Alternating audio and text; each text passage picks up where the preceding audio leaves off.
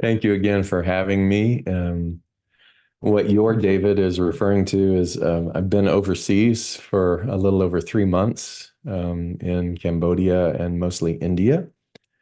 Some of that has been work related with a foundation that I began a long time ago called Kaleidoscope Child Foundation. And some of that was personal. And I had the privilege to be able to go with my partner. And it's another whole miracle story how we were able to um, have that much time to experience all of that. In Cambodia, which is the beginning of the global education work that started, it'll be 20 years ago next month. We came upon a situation that we didn't expect. And we have two schools. One is in Siem Reap proper, which is the place where the famous temples are. Maybe you've heard of them, called Angkor Wat, the largest spiritual temple complex in the world. And then we have another school in a village about 35 kilometers away called Noko Krau. Total, in some, we have upwards of 500 to 600 children, depending upon the cycle of how they come in and out of the schools. So there had been a mandate by UNESCO and the government that they were going to begin to move vendors and people who were encroaching upon the historic site of the temples. And by that, you know how people in developing countries, there's a lot of hawkers and vendors trying to get your attention to earn some money, to the massive tourism that comes. And so, in this new established sort of cleansing out in order to abide by UNESCO's rules, they began to move people. And their description of that was that they were just doing it around the temples. But what we discovered was it was going further and further and further, up to 30, 40 kilometers away from the temples, moving whole villages into a displacement situation. And we were already prepared to reinvigorate an outreach that we do where we build water wells for people that don't have access to water. We were going to do 18 wells, and those 18 wells ended up being in these far remote areas, over an hour's drive from where we normally operate in the village areas, to where they're moving upwards of 10 to 12,000 people, just uprooting their villages, their homes, mandating that they go, creating situations where it's almost impossible to say no. And without getting into all of the stickiness and the reasons and whatnot, none of us, myself included, were prepared for what we saw when we went out there to put these wells in.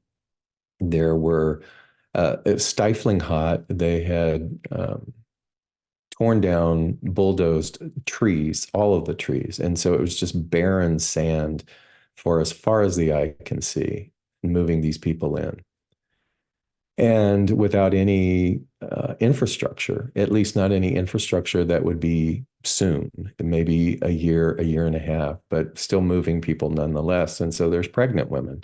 There are children with all kinds of medical emergency, foot rot and pink eye, conjunctivitis, just unimaginable situations where it's like no one's doing anything. And here we are just trying to put water wells in. And so that empathic part of the team and all of us are trying to figure out how to mitigate this situation to our limited capacity and knowledge.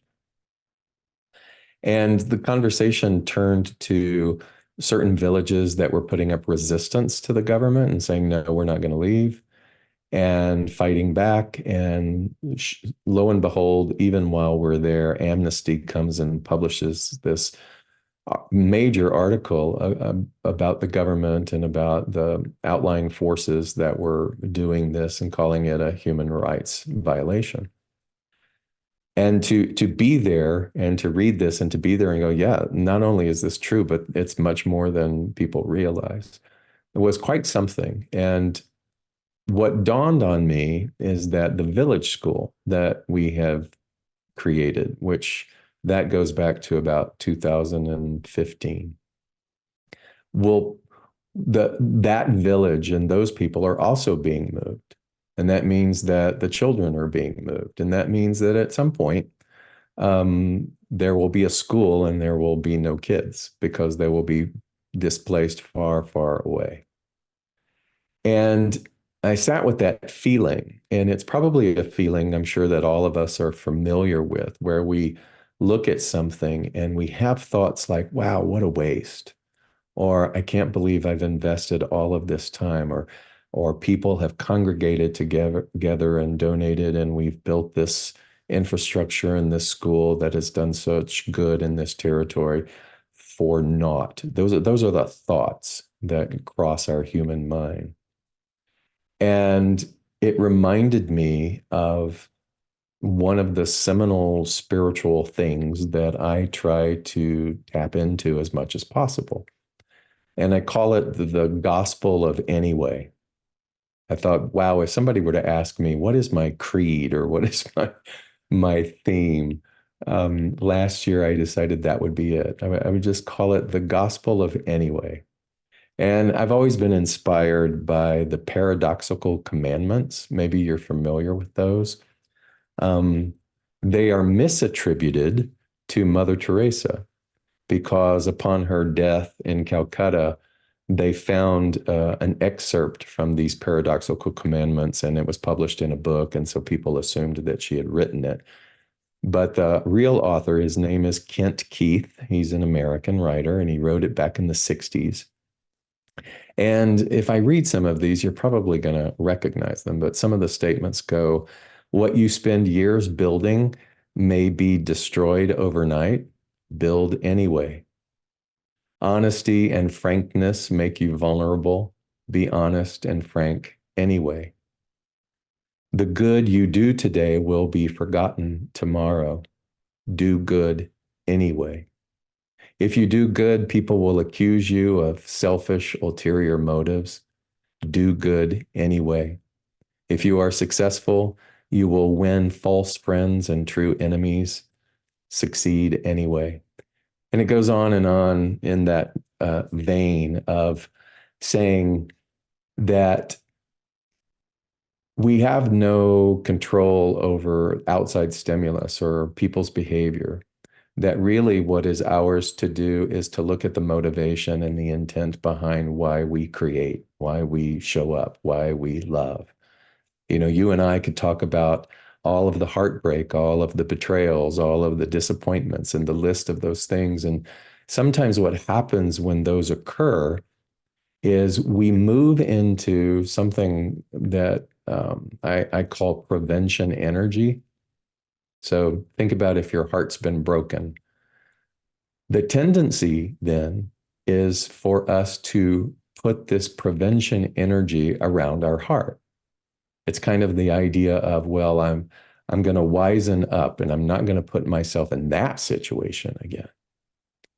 And as well-meaning as that is, that over time, that prevention energy becomes like a thickened wall against the natural interfacing with the purity of the world and of creation. And if I said to you, if you just be quiet and you watch people and you listen to them, what you will hear a majority of the time is the stories of their prevention energy. They will speak of their past mistakes or their past business losses or these things, and they will speak of it from a tone that seems to be, well, I've wisened up. But really underneath that is this veneer of prevention energy. And in my own spiritual continual evolution, I became aware of the fact as I led congregations, I could see that prevention energy in people. It's not necessarily the physicality of this, but it's the energy of this and what it takes in order to break that down. or to regain someone's trust. And I realized that at the core of what it means to be pure, Ernest Holmes, founder of religious science, would often describe that there is this place within us that has never been violated. That is the purity of the essence of the true self. And how do I meet someone else in the purity of that place? Because oftentimes we are meeting people in the prevention energy of the history of our violations. So, how do we get back to, or maybe get back to is not the way to describe it. How do we break down and dissolve those things that most of the time we're unconscious that they are there? That's become sort of the genesis place in which I wanted to return home to in teaching and being. And so it meant to become aware of my prevention energy. And I'm standing in the village school in Noka Krau, Cambodia, and I'm realizing, David, that in possibly 2 years, you're not going to have any children here. And I noticed that that's exactly what the gospel of Anyway is about. That as those real, tangible situations occur for all of us, that we stand there when we go, and if I had the chance, I would do it again anyway. And um, there's a true softening that happens when you begin to look at those paradoxical commandments and you go, okay, I'm willing to try that. There is this thing that begins to take place where our processing changes. Um, I spent the majority of the time in India. We have schools there as well. And the last 15 days, my partner and I returned back to a village called Kinchi, which is at the base of the Himalayas in northern India. There's a beautiful homestay there that our friends have built, and they take really beautiful care of us. And we wanted our final days in India to be more contemplative. We wanted to go back to our own spiritual practices after being with people and working projects for many months. And in those 15 days, as we were staying in the base of the Himalayas, um, I remembered a place that we went last year. It was this temple in a village called Padampuri. It's a temple that is of the lineage of an Indian saint named Sambari Baba. And when I was there last year and I looked at the sadhu, the holy man who is at this temple, it's one of the few temples that actually had a resident holy man, not someone who had passed and died. I just remember the experience. I remember leaving and having separation anxiety because I didn't want to go. Just being in this sadhu's presence was indescribable. And there was a hunger for that. And I knew that if we were going back there for these last 15 days, I wanted to go back to Padampuri. And so we did. And we get back to the temple, and sometimes the gates open, sometimes it's not. We get there and it's open, and there's probably only 6 or 7 people sitting on mats beside the tucket, which is the long egated wooden bed that usually the sadhus or the teachers or the holy people or the monks lay on. And they're just there in contemplation. And we walk in, 2 white people and somebody who is there to help interpret. And the interpreter tells us that the sadhu now has taken a vow of silence and he's losing his hearing. And so he's not going to be verbal. And there were a lot of hand gestures. And the sadhu motioned for his temple attendant he went like this, and he came out with chai for all of us sitting on the mats, which is an extraordinary blessing to sit there and drink chai with the saint. And that feeling came back. Like the electricity, the vibration and the tears, and it was inexplicable, and I couldn't find words for it. And while we were sitting there, the sadhu motioned for this Indian man to get up and to rub his feet.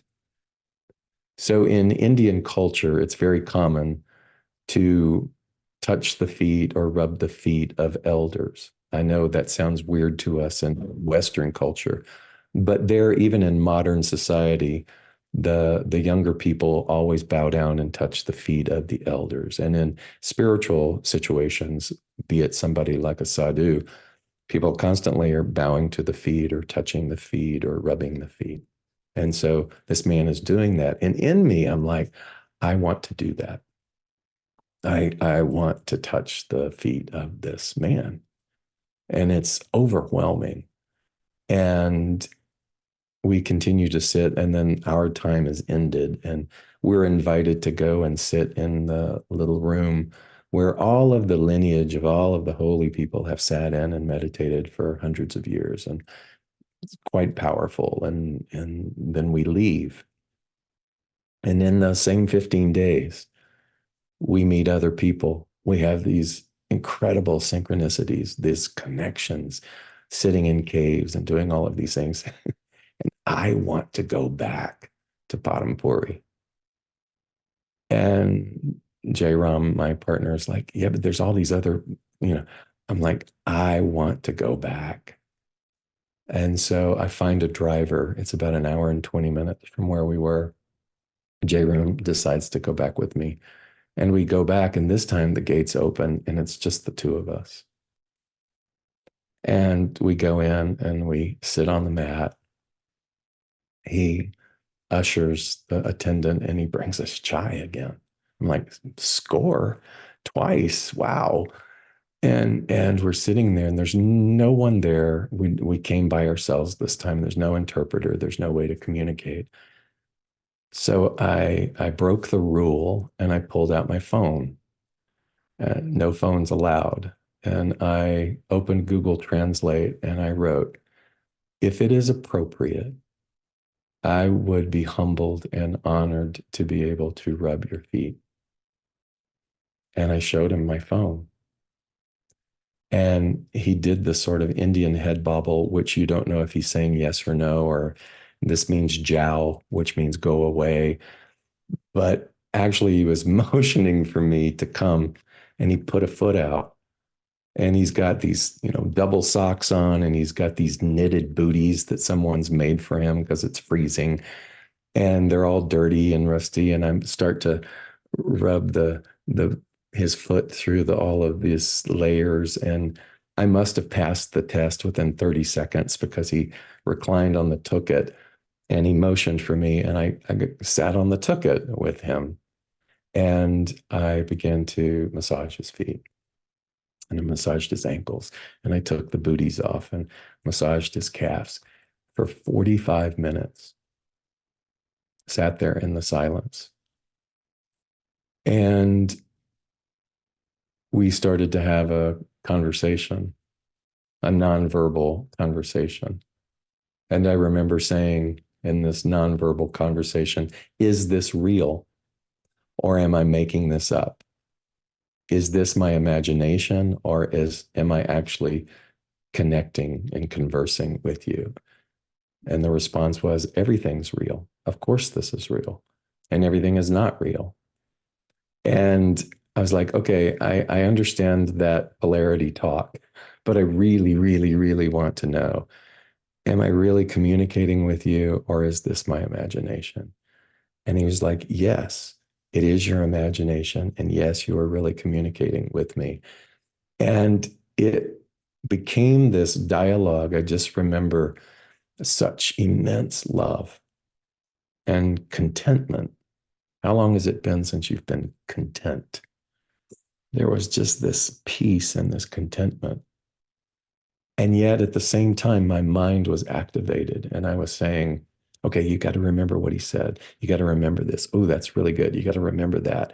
And so my intellect is trying to process the experience by the interaction. So there it's a little muddied, it's a little convoluted. And when the 45 minutes ended and I was jowed and our time was up and we left, I mentioned some things to my, he was like, what happened? And I started to tell him a little bit and we were like, wow. And then I completely forgot, blanked everything. And it was maddening to me. It was like, oh, I can't believe I couldn't hold on to the details of that incredible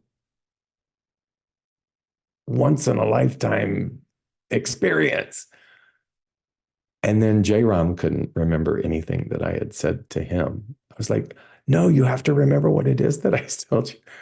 And we come back. We just got back on Thursday, and I had a brief encounter with a friend here. And I was telling him, and I'm like, it's just so wild that I can't remember. And he said to me, my friend, he goes, perhaps it's because you are trying to process that moment with your mind. And I said, tell me more. And he said, there comes a time in our evolution where we begin to let go of the processing of our stimulus, our outer world, our lives, our prevention energy through the mind. And we move down and begin to process the way in which we navigate the world through the heart. I pause in telling you all of that because we get lost so much, so many times in the spiritual jargon, the head and the heart.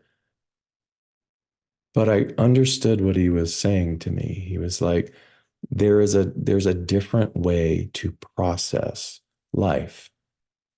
And that different way is not through the mind. Language failed. I could not articulate. I was trying to tell him at least the feelings of it. It was like garble coming out of my mouth. And he just smiled and he goes, because you can't process what happened through the mind. And as someone who fancied themselves a storyteller or a writer or a spiritual teacher, the content was always the most important thing. And I realized that the content was taken away from me. And all that was left was the feeling and the experience of that moment and that time. And so as I begin to try to assimilate all of this, as I look at the gospel of any way from this lens now, it's realizing that all of our evolution of processing through the mind, it's like a stop along the way. It's in looking at the history of our own spiritual evolution and realizing that some of the things that opened the door for us appear rudimentary now, appear so simplistic that we have moved on from that, but that doesn't make that entry point less valuable. And so we don't demean our ability to process the world through the mind. We realize that that's the entry point.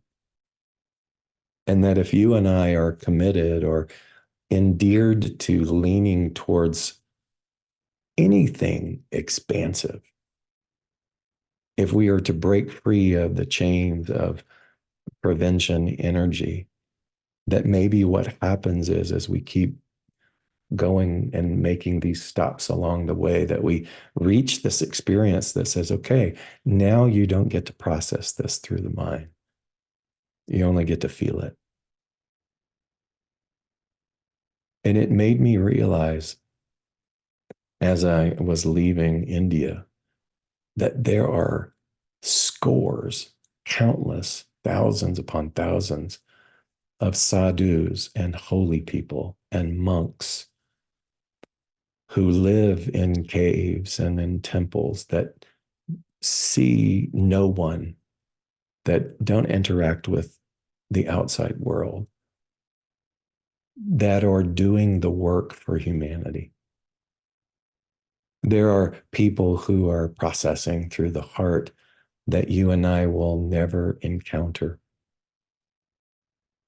And it's hard to contemplate that through the mind. It's hard to imagine that you are so loved that there are countless beings, entities, energies on your behalf, on my behalf, who are doing the work to sort of break loose the karmic separation and duality. And it's not spiritual fluff, it's not jargon, it's real. And they're not seeking any kind of credit. They're not doing it for any kind of notoriety. They're doing it because it's a part of the fabric of the way in which this perfection truly is. And it's hard for you and it's hard for me to process that through the mind when all that we see day in and day out is war and starvation and displacement and our inhumanity towards one another. It's hard to believe, to wrap our minds around something so pure and so pristine as that, because you can't, not with the mind. And so here's the question that I don't have an answer to. How do you and how do I begin the process of dissolving our allegiance to processing everything through the mind? And what I am attempting to do with this now is to stop talking so much and to listen more and to just be. Notice my reactivity, notice my prevention, and to begin to find a whole different new layer of the gospel of anyway. And so, as I mentioned to your David, um, it always feels good to ask if anyone has a question or a comment based upon what we've talked about that you might be willing to share with the group. And David, if there's still enough time, I always want to hear Margot sing more than me talk. So I don't want to disrupt that. But if there is time, does anybody have a question? I have a question. Okay. So here's something that hit me. When you were talking about rubbing the sadhu's feet, I could only imagine that you were feeling devotion. And it's not something that we talk about here a lot in New Thought churches, devotion. It's largely yeah, it just isn't. And I'm just wondering what maybe a place for me to bring things into my heart is two words that stuck out to me that I don't really focus on a lot. And I feel like those are the non-mental places that are devotion Mm-hmm. and contentment. Like, how can we be analytical while we're just in contentment? It's almost like, the feeling of just you're getting your feet rubbed. That's contentment. You're rubbing someone else's feet. That's devotion. I mean, that's just kind of, and in either space, it's just, that's just being. And to me, that devotion and contentment is a place that I would like to go to more. So if you have any thoughts in terms of, you were a senior minister of a CSL church for many years, how do we practice devotion? I think beautiful description and takeaway, David. Devotion is different things to different people. And I, again, find that devotion, like any spiritual practice, is a methodology that continues to expand if we're willing to expand. And so one can be devoted to the intellect and to reading books and to memorizing and doing all of that. It is a form of devotion. It is a it is a focus. And then devotion becomes less about the way in which the mind processes information and absorbs things, and becomes more about the communion that one has with another being. And in Hindu culture, there is a lot of devotion to gurus and to holy people.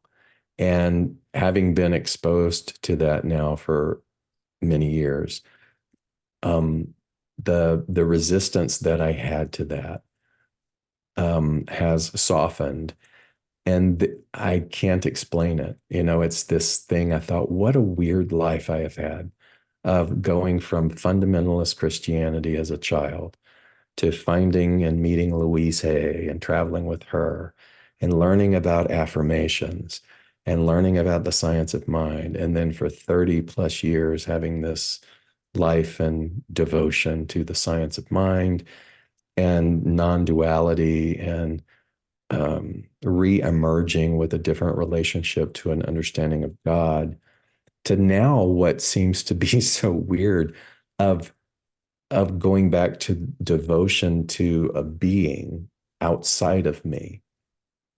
And it reminds me of Hafiz and Rumi and the mystical poets who understood the non-duality, but were so in love with the devotion that they were willing to hang in the top tier of duality, if you will, because the sweetness of that communion um, was worth it to them. And it isn't regressive, it's just different. And any guru I have encountered or had experiences with will say that everyone is the guru. And we do the same thing. You know, people, David, will emulate you and they will see you as a teacher and they will put unconscious expectations on you and have this stuff, not realizing we're kind of doing that anyway. And so we all reach the experience of God, sometimes through people and sometimes through the ethers, and sometimes it has a little bit of dualism in it. And to me, I'm coming back full circle. It's healing to me to be in the presence of those types of people and to allow myself to have this form of devotion now. I don't know if that answers your question or not, but No, it helps hanging out in duality so we can experience the what we would say as we would call worship or mhm. devotion. And this even praying, it's, the first place when in my weakest moments, I can't just go straight to affirmations. I have to get on my hands and knees and just say, help me. And that is using duality in a very powerful way. So I appreciate that, David. You're welcome. Anybody else have a question or an insight, something that came up for you during David's? Lori. Hi, David. My name is Lori. Thank you for this beautiful talk. Both Thanks. Davids. So my question, if I'm too much in my head, you're welcome to just say too much head. But I was a massage therapist, and there was something very special when I was working on people's feet. And I'm remembering that Mr. Rogers had an episode many years ago where he was brave enough to wash the feet of his African American mail carrier as a Yeah. sign of holiness and inclusivity. And I'm wondering, is there something special about the feet and divinity? Um, when a friend of mine had had surgery, I rubbed her feet. When my dad was dying, I rubbed his feet. And I'm also wondering, is there a power and devotion and finding divinity and rubbing our own feet? Is it chakras? Mm. I'm just trying to sort it all out. Thank you. I wouldn't be an expert. You would be more of an expert on me about the mechanics of it. But Louise Hay, when she took a core group of us and taught us how to be with the dying. And these were people with AIDS when nobody wanted to touch them. And she talked about how hard people who are ill have to work when people come to visit them because people don't know how to be around ill people. And it's usually the people who are the ones who are sick, who are trying to manage the energy of the room. And she said, please don't make them do that. Please don't make them do that. And for her, the only thing she required of us through this training was to get a little bottle of lotion and take with us and to just rub their feet. Mm. Don't make them talk. Just rub their feet. And it's true. In those moments, some of the most holy encounters I ever had were rubbing the feet of these men who were dying. And they would cry. For many of them, people had abandoned them, families had judged them, no one would touch them.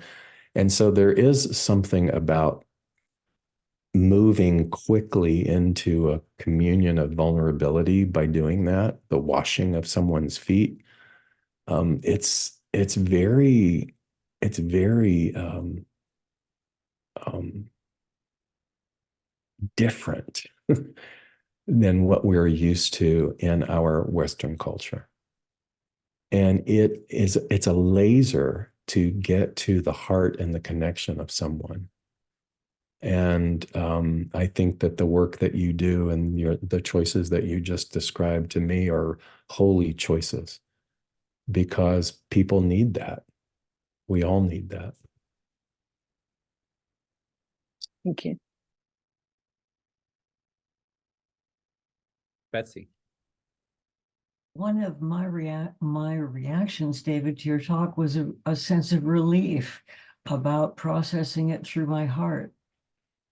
In that I struggle to keep up with my affirmations and the things I should be thinking about and the direction I should be going. Sorry, let me cut this off. And so I'm now interested in processing things through my heart. So I like that. I like the way you say it. I feel relief because I understand exactly what you're talking about because there's no strong arming the experience anymore. Yeah, It's a softening and a listening and finding that the ego is the one that often wants to be in charge of the mental processing so that we can look good. And it's not about that. It's about just being.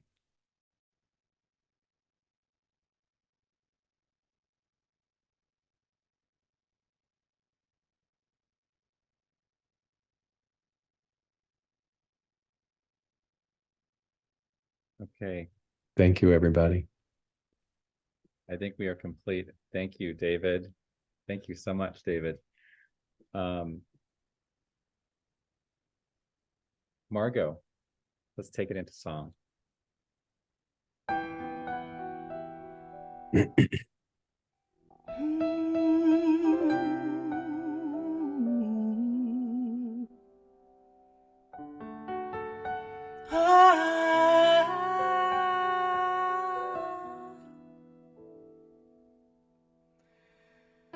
Hari Om, dear Lord, Satinam, holy name. When I call on the light within, I go home.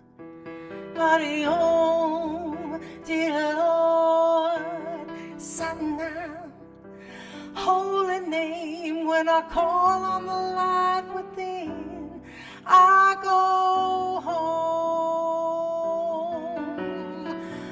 Hari Om, dear Lord, Satinam, holy name. When I call on the line, I go home. Hari Om, dear Lord, Satinam, holy name. When I call on the line within, I go home.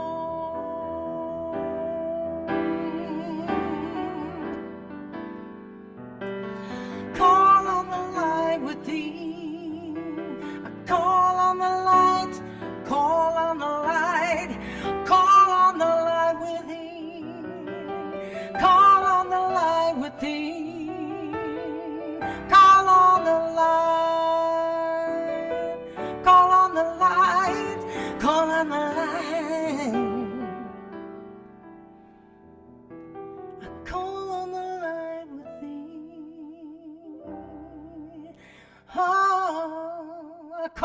on the light, call on the